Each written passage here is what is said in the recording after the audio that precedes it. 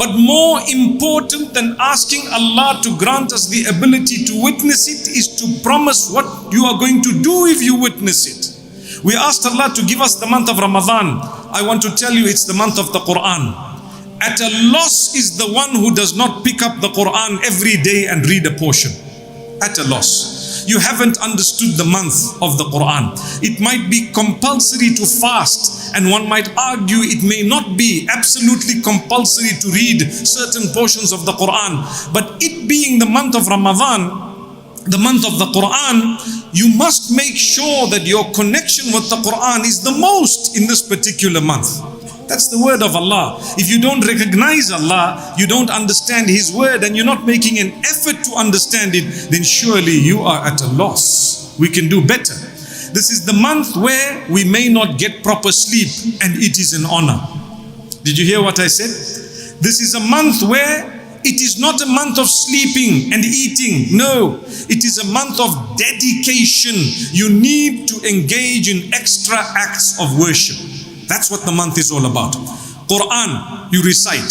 You try to learn the meaning. You try to correct your recitation.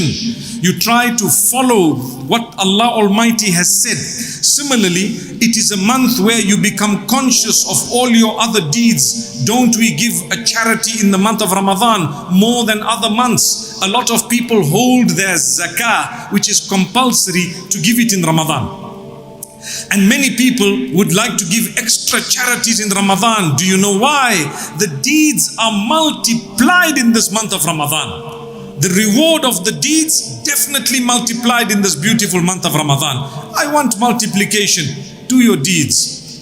If you've been committing a sin or you have a simple bad habit, promise to quit it and quit it. If you are serious, Allah will grant you the ability and Allah will bless you in return. If this is a month of solving matters and problems, if you have an issue at home, make sure you sit and remedy the issue. Be it with your wife, or be it with your family members, brothers and sisters, parents, children, or in-laws, maybe uncles and aunts, nephews, nieces, cousins, maybe in the community. It's a time to resolve matters to the best of your ability. May Allah subhanahu wa ta'ala soften our hearts.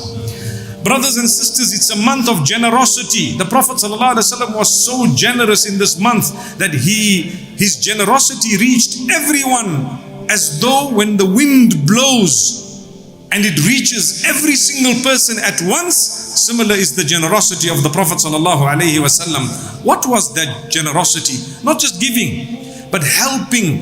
Are you going to help others, or is it just about yourself? This is the month of Ramadan. The month of Ramadan, we stay away from food and drink. We know that. We stay away from permissible things. It's not haram to consume or to drink some water on an ordinary day. But in Ramadan, during the daylight, Allah says it's prohibited. But water? What's wrong with water? Well, Allah says, you know what? Practice restraint. Don't just become greedy, and don't be a person who's miserly. Don't be a person who sees things and wants everything, be it permissible or not. You have 50 pairs of clothes, but each time you go to the mall, you need another pair of clothes. You have 20 handbags. In fact, not 20. Someone actually told me they have 100 handbags. I don't know if they were joking or not. But trust me, nowadays, with this community and society and where we've headed because of social media and everything else, I wouldn't put it past people. 100 handbags. What are you going to do? May Allah subhanahu wa ta'ala grant us the ability to prepare for the day of Qiyamah with 100 good deeds. May Allah subhanahu wa ta'ala grant us the strength and the energy to do the right things. May He always keep our hearts magnetized towards the masjid. May He energize us to do the right things. And whenever there's wrong things to do, may He create a barrier between us and those wrong things. Because man, in his nature, he sits and he schemes and he plans.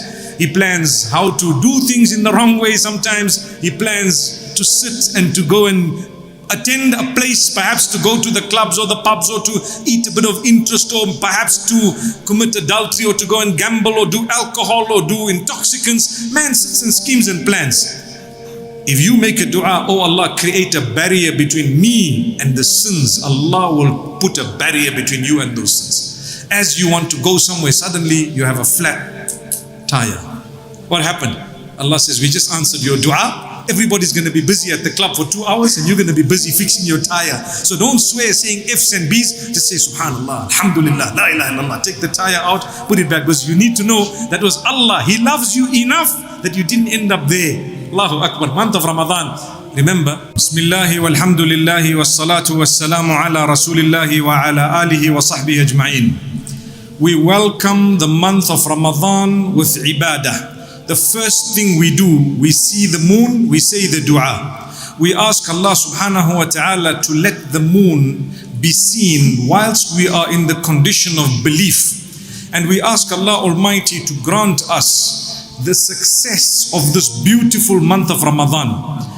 The fact that we have entered it is an answer to a dua we've been making for months. Allahumma ballighna Ramadan. Allah has granted it to us.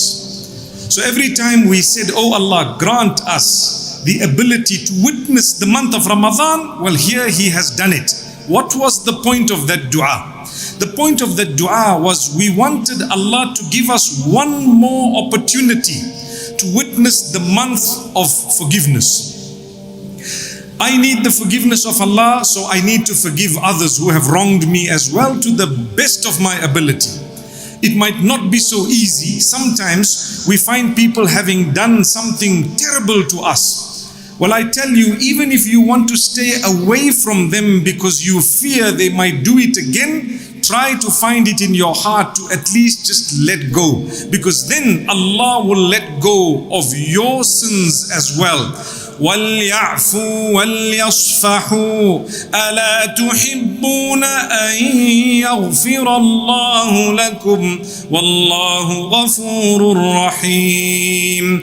Forgive and embrace. Would you not like that Allah forgive you?